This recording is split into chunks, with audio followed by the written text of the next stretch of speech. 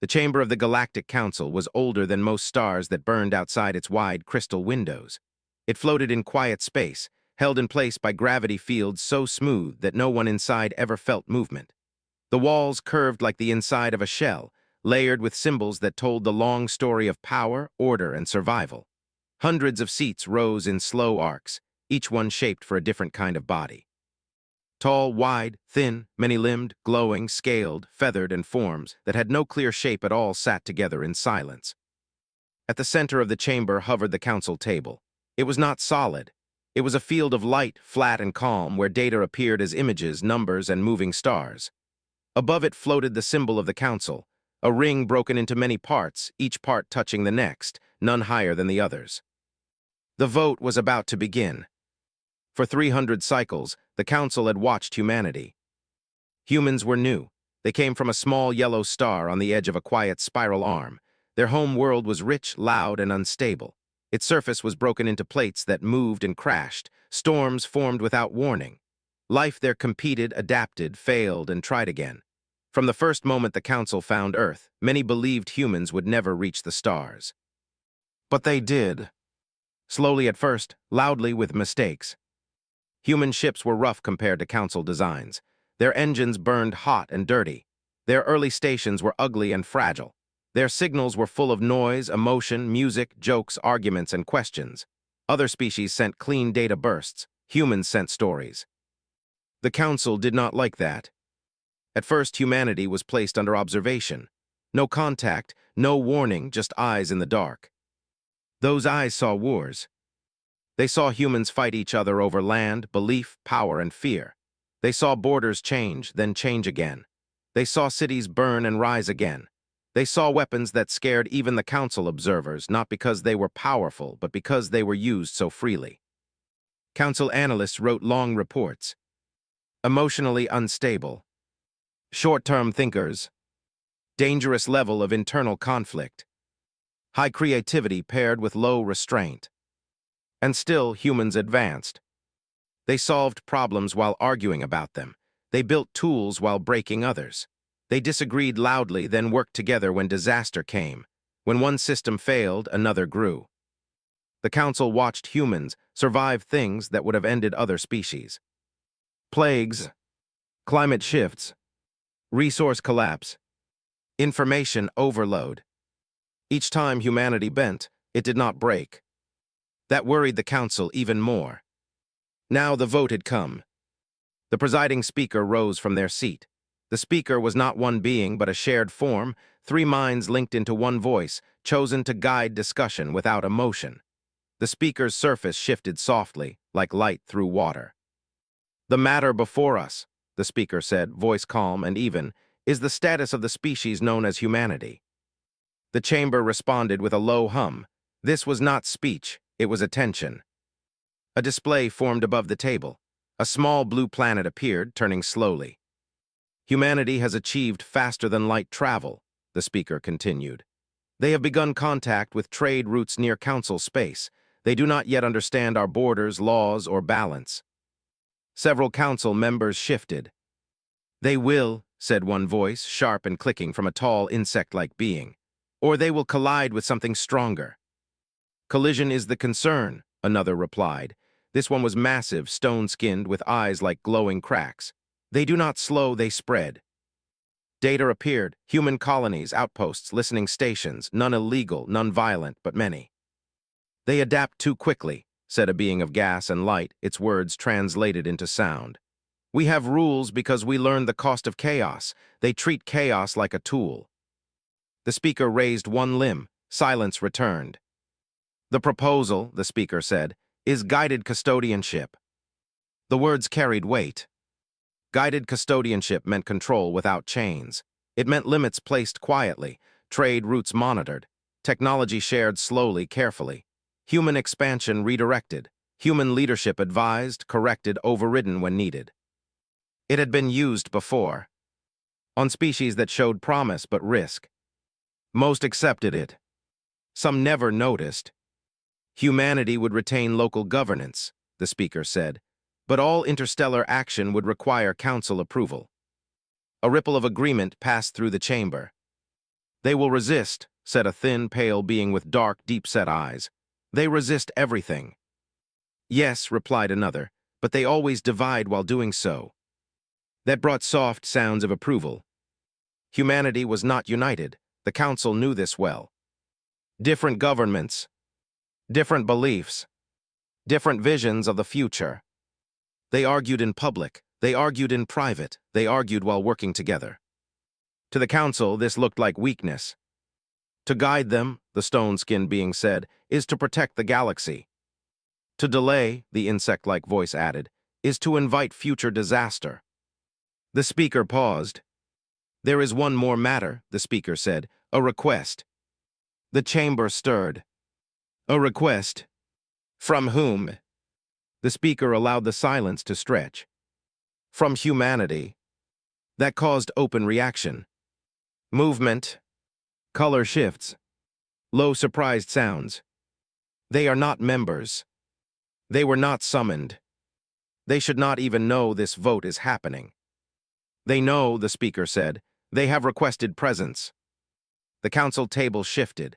A new symbol appeared, a simple one, a circle with a line through it, human. They wish to speak, the speaker said. Several members objected at once. This sets precedent. They are not ready. This is manipulation. The speaker raised all three limbs.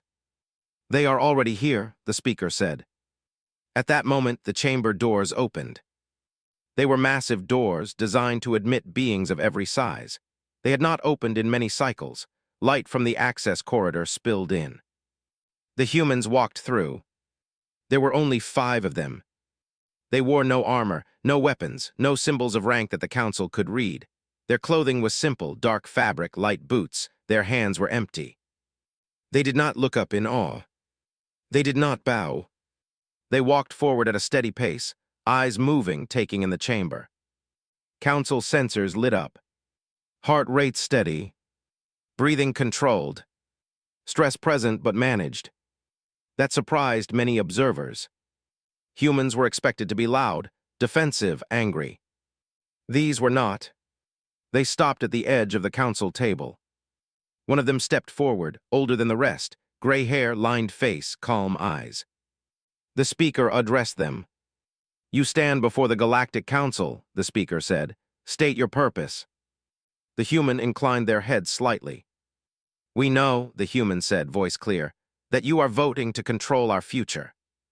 A wave of reaction passed through the chamber. You are not authorized, someone began. We are not here to stop the vote, the human continued. That stopped the protest. The speaker tilted. Then why are you here? The human took a breath. Because, the human said, before you decide who we are allowed to become, you should understand how we already survive. Silence. Not forced silence, real silence. The council had expected fear. They had expected anger. They had not expected this. You believe we misunderstand you, the speaker said. Yes, the human replied simply. Several council members exchanged signals. You fight yourselves, said the stone-skinned being, constantly. Yes, the human said. You destroy your own environments, said another. Yes. You ignore warnings until disaster arrives, said the gas being. Yes, the human agreed. The council paused. And yet, the human said, we are still here. The words were simple, they carried weight. We ask, the human said, for time, not mercy, not special treatment, time to speak, to show you what your data does not. The speaker considered. Guided custodianship is designed to prevent harm, the speaker said. So is medicine, the human replied, and sometimes it is given too early. That caused confusion. The speaker turned slightly, consulting the linked minds. A delay may be granted, the speaker said slowly, but only brief. That is enough, the human said. Behind them, the other humans stood quietly, watching, listening. Council analysts worked fast. Threat levels remained low. Intent readings unclear. But one thing was certain. Humanity had not come to beg. They had come to be seen. Far above the chamber, unseen by most, Long-range sensors continued to watch the stars. Human ships moved through space.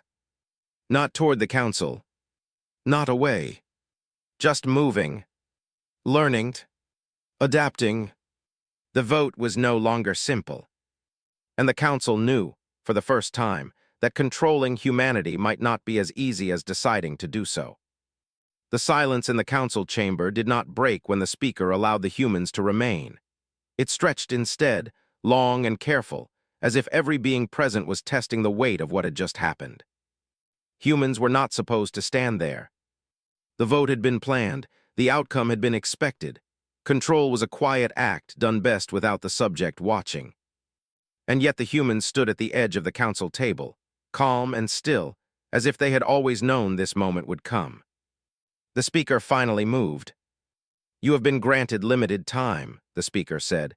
"You will speak only when asked. You will not interrupt the council." The older human nodded once. "We understand," the human said. That answer alone caused small ripples among the council members.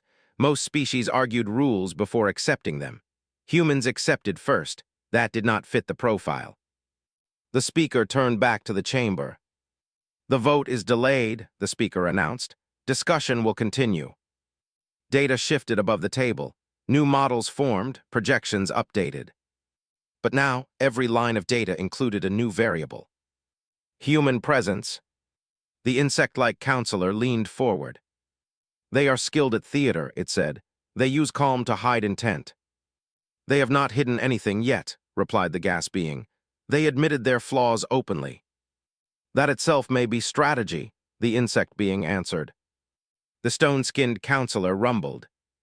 "Strategy or not, they expand without permission. That is fact." The speaker turned slightly toward the humans. "Do you deny this?" the speaker asked. The older human did not hesitate. "No," the human said. "We explore, we settle, we learn by doing." "You learn by breaking," another counselor said, voice cold and smooth. "Yes," the human said again, "often." The chamber reacted, some with shock, some with quiet interest. Most species avoided admitting failure, especially before judgment. "And yet," the human continued, "we repair what we break, or we learn why it failed and build something better." "That assumes you survive the failure," said the insect being. "We usually do," the human replied. The speaker raised a limb, signaling pause. "You claim survival as strength," the speaker said, "but survival alone does not grant the right to endanger others." "We agree," the human said. That caused more reaction. Agreement was unexpected. "Then you accept guidance," the stone-skinned counselor said. "No," the human said calmly. The word was simple, firm, not loud. "We accept responsibility," the human continued. "There is a difference." The council processed this. "Explain," the speaker said. The human took a step back, giving space, as if careful not to appear threatening. "Guidance assumes we cannot choose correctly," the human said. "Responsibility means we will face the results of our choices." "Your choices have included war," said the pale counselor. "Yes," the human said, "and peace." "Extinction of species," said another. "Yes," the human said quietly, "and protection of others." The chamber grew heavy. Humans were not defending their history. They were owning it. The speaker studied the data, conflict curves, recovery curves. It was true. Human conflict spikes were high. But so were recovery rates. "Your kind takes risks others avoid," the speaker said. "Yes," the human replied, "because avoiding risk does not stop change, it only delays learning." The insect being clicked sharply. "Change destroys civilizations." "Stagnation does too," the human said. That statement moved through the chamber like a slow wave. Many council species had ancient histories. Stable histories. Rigid histories. They had survived by not changing. Until now. The gas being spoke softly. "You speak as if instability is natural." "It is," the human said. "On our world, nothing stays still. Land moves, weather shifts, life competes. We grew from that." "You brought that chaos with you," said the stone-skinned counselor. Yes, the human said, and we are learning where it does not belong. The speaker paused the discussion. Council, the speaker said, present the projections. New images formed. One showed humanity under guided custodianship. Expansion slowed. Technology limited. Trade controlled. At first, stability improved. Then the model darkened. Human innovation dropped. Black markets formed. Unauthorized colonies appeared. Conflict rose. Another model showed humanity without restriction. Expansion continued. Risk increased. But cooperation nodes formed. Shared research networks. Rapid response systems. Localized failures. Contained. Neither future was clean. Neither was safe. This proves the need for control, said the insect being, pointing to the first model. It proves resistance, said the gas being, pointing to the same. The speaker turned to the humans. You anticipated this, the speaker said. Yes, the human replied. How? We studied your past, the human said. Your patterns, your choices. The council reacted sharply.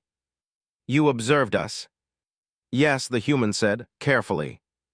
That is a violation, said the pale counselor. So is deciding a species' future without speaking to them, the human answered. The chamber fell silent again. No rule addressed that. The speaker spoke slowly. You claim to understand us, the speaker said. Then tell us why we hesitate now. The human thought for a moment. Because, the human said, you are not afraid of what we are. You are afraid of what you might become if you are wrong. That struck deeply. Several counselors withdrew slightly. They had not named that fear. The human continued. You fear that control will fail, the human said, and that letting us stand equal will force you to change. The insect being hissed. We have preserved peace for millennia. Yes, the human said, by deciding who is allowed to grow. That is leadership, the stone-skinned counselor said. Or fear, the human replied. The speaker raised a limb quickly. Enough, the speaker said. You will not accuse the council. The human inclined their head. Then we will ask, the human said. The speaker waited. How many species under your guidance ever outgrew it? The human asked. Data flickered. None. The answer was immediate. The chamber reacted. Low sounds. Unease. You protect, the human said, but you also decide limits, and limits become ceilings. The speaker processed. Humanity, the speaker said, you are not being judged alone, you are being judged by impact. Then judge us fully, the human said, not just our failures. The speaker signaled to analysts. Show their cooperation records, the speaker said. New data appeared. Human disaster response. Joint efforts across rival nations.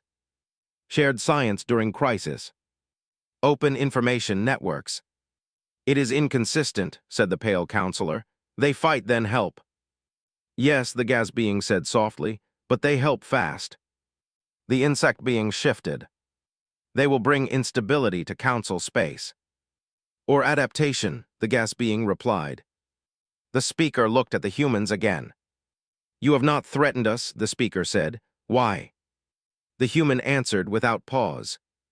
Because if we must threaten to be treated as equals, the human said, then the future is already broken. The chamber absorbed this. Far from the chamber, human space remained quiet.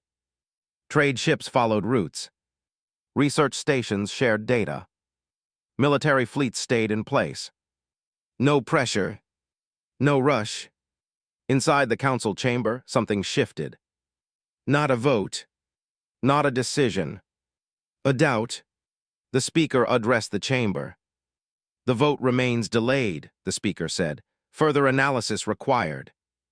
The insect being objected. This delay benefits them.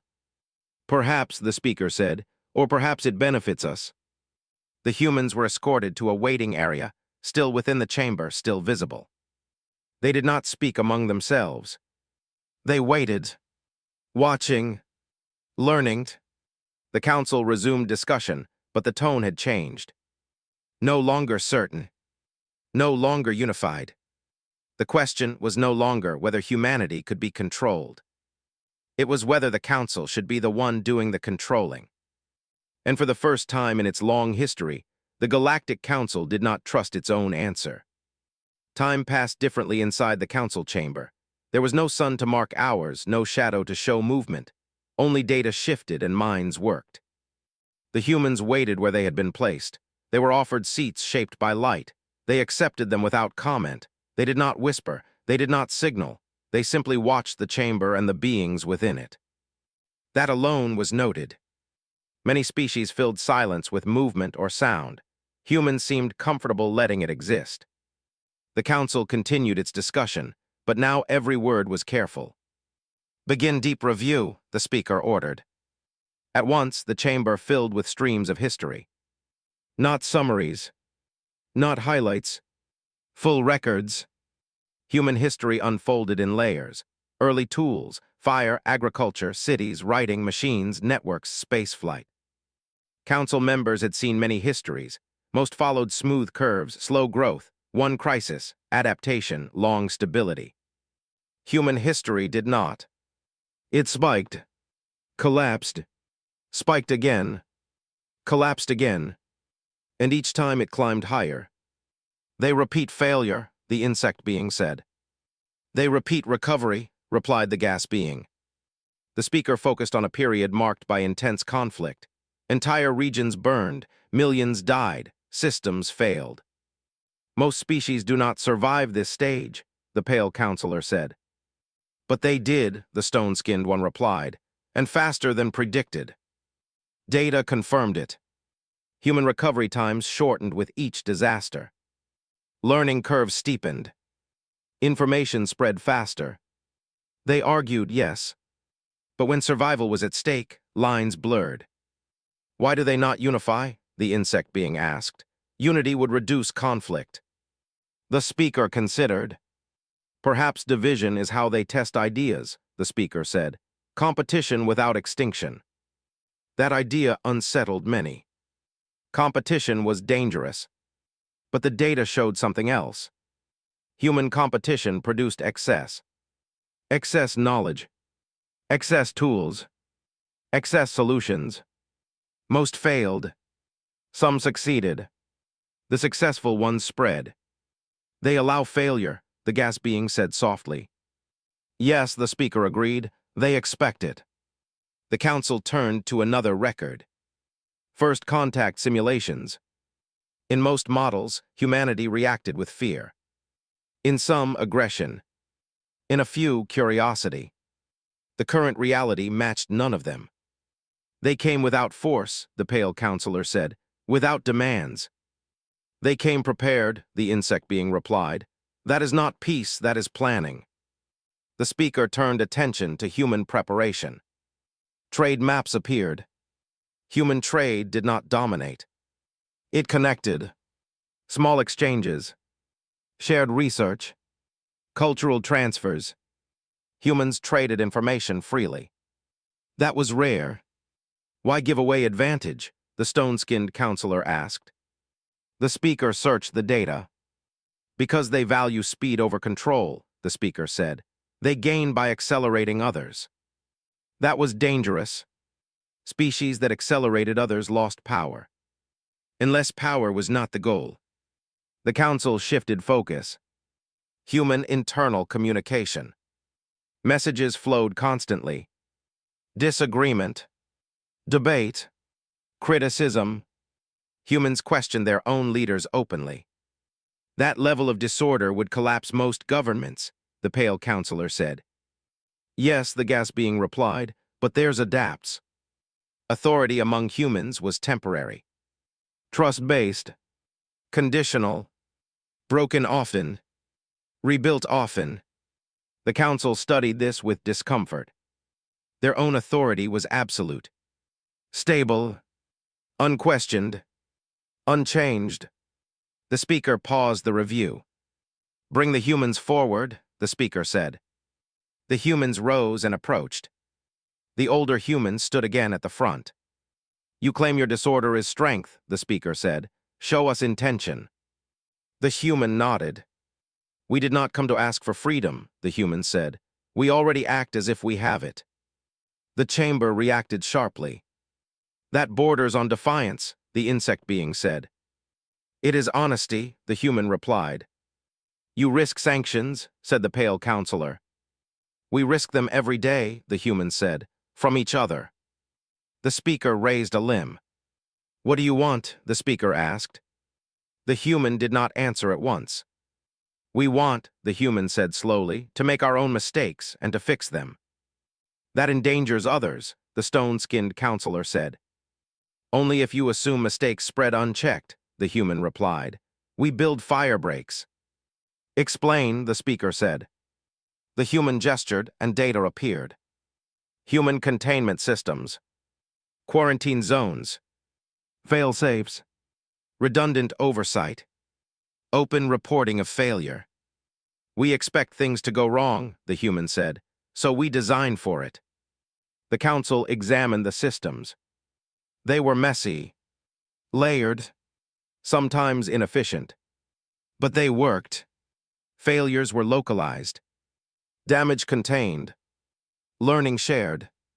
You prepare for collapse, the gas being said. Yes, the human said, because collapse happens. The speaker compared this to council systems. Council designs aimed for perfection. Minimal failure. Single points of authority. When failure occurred, it spread. That was rare, but catastrophic. A realization moved through the chamber. Humans did not avoid failure. They trained for it. The insect being resisted. This does not justify refusing guidance. Guidance assumes you know the right path, the human replied. History shows you know how to preserve the present. The speaker absorbed that. Preservation was their purpose. Growth had always been secondary. Why should we trust you? The speaker asked. The human answered plainly. You shouldn't, the human said. Trust should be earned, not assigned. The council processed this. Then what do you offer? The speaker asked. Transparency, the human said, and accountability. How? We open our systems, the human said. Our expansion plans, our failures, our data. That caused immediate reaction. Open data invites exploitation, said the insect being. Yes, the human said, and cooperation. The speaker examined projected outcomes. Human openness increased risk. But it also increased shared solutions. Why take that risk? The pale counselor asked. Because hiding weakness makes it permanent, the human replied. Silence followed. The speaker dismissed the humans again. They returned to their seats. The council debated long after. Some members clung to control. Others questioned it. A pattern emerged.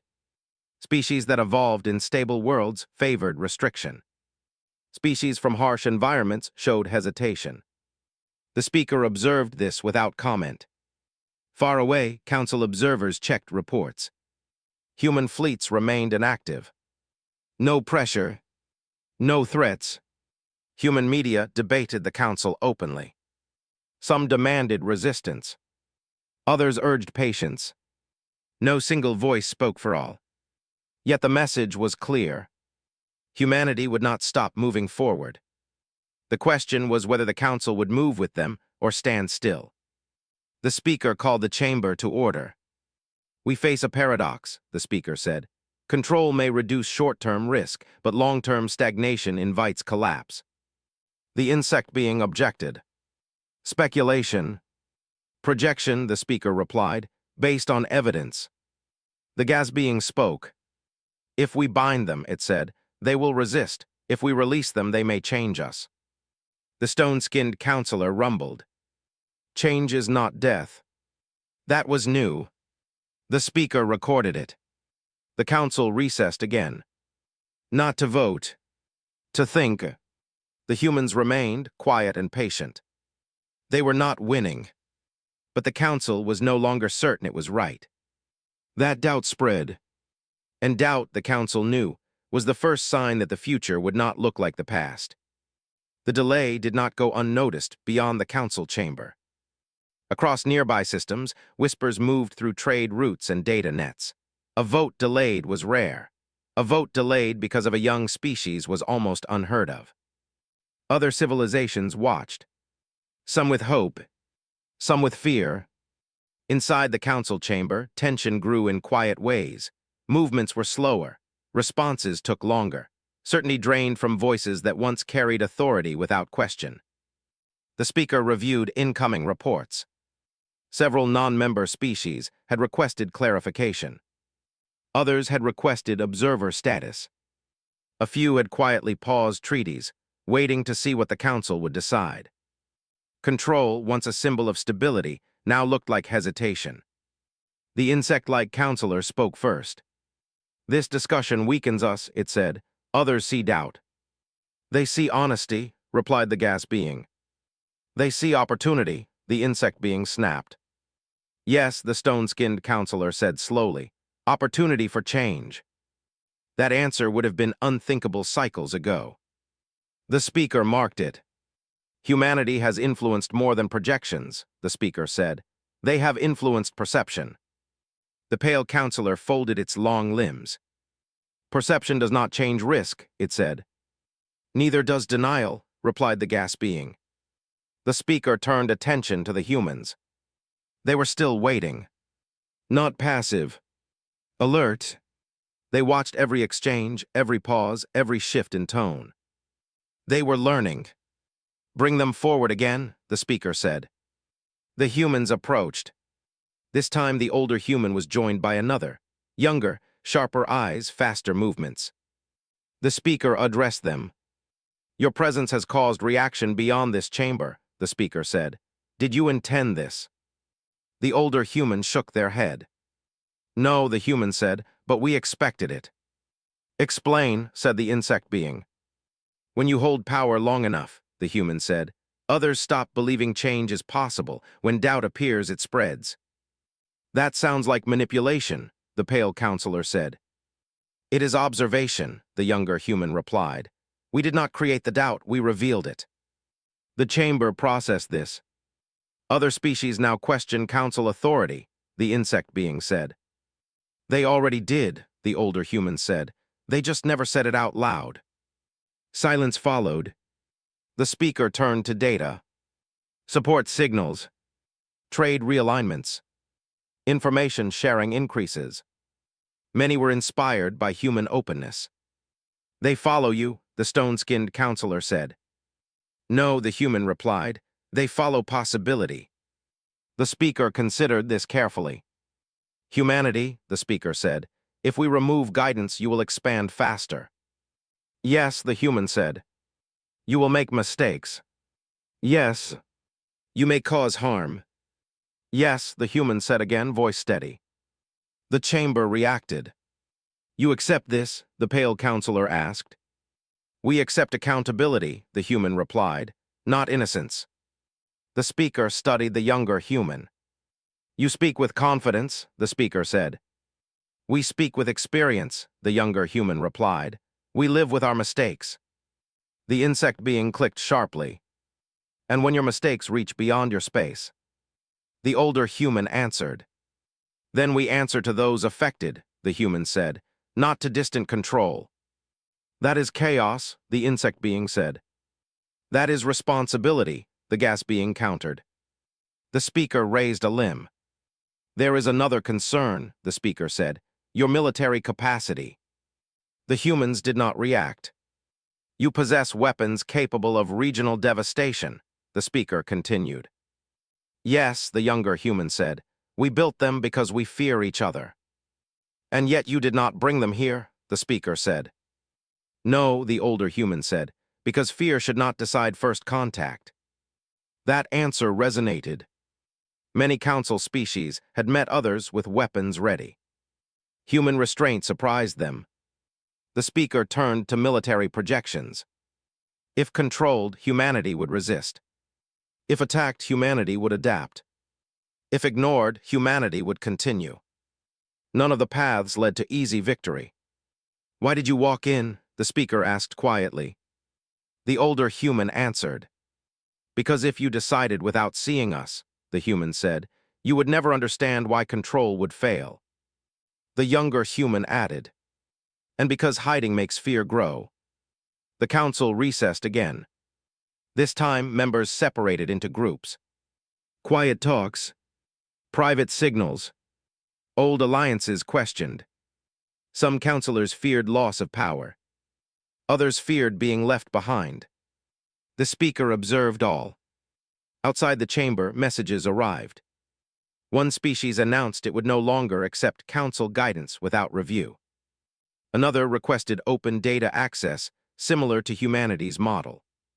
Change spread faster than expected. The insect being confronted the speaker. "This ends if we vote now," it said. "Yes," the speaker replied, "and begin something worse." The insect being recoiled. "You believe that?" "I calculate it," the speaker said. The stone-skinned counselor spoke. "We taught the galaxy to fear chaos," it said, "but chaos taught them to survive." The gas being glowed softly. "Perhaps peace is not stillness," it said. "Perhaps it is movement without collapse." The speaker recorded that. The humans were called once more. The speaker addressed them. "If the council steps back," the speaker said, "what prevents you from becoming what you fear?" The older human answered. "Each other," the human said, "and those who will hold us accountable." "You trust others to limit you?" the pale counselor asked. "We trust transparency," the younger human said. "Limits follow naturally." The speaker processed long. The vote board remained inactive. The council had never faced a moment like this. They had ruled by certainty. Now they faced choice. The speaker addressed the chamber. "The question before us is no longer control," the speaker said. "It is relevance." Silence answered. The humans waited. Not demanding. Not pleading. Simply present. Across the galaxy, eyes turned toward the council. The future pressed close. And the council understood at last that whatever decision came next would change them more than it changed humanity. The council chamber felt smaller than it once had. Nothing had changed in its shape or size, yet many within it felt the pressure of a future pressing inward. The walls that once symbolized unity now reflected uncertainty. The vote board hovered above the council table, inactive but present. Its soft glow reminded everyone why they were there. To decide. The speaker stood at the center, the three linked minds unusually quiet. For the first time in recorded memory, the speaker did not know which outcome would preserve stability. The humans waited nearby. They had been offered private space again. They refused. They chose to remain visible. Watching, being watched, that choice alone carried meaning. The insect-like counselor moved forward. "This delay has gone on too long," it said. "We were created to decide." "And to protect," replied the gas being. "Protection requires authority," the insect being said. "Authority requires trust," the stone-skinned counselor answered. The speaker raised a limb. "The final discussion begins," the speaker said. Data flowed once more. Not projections now. Consequences.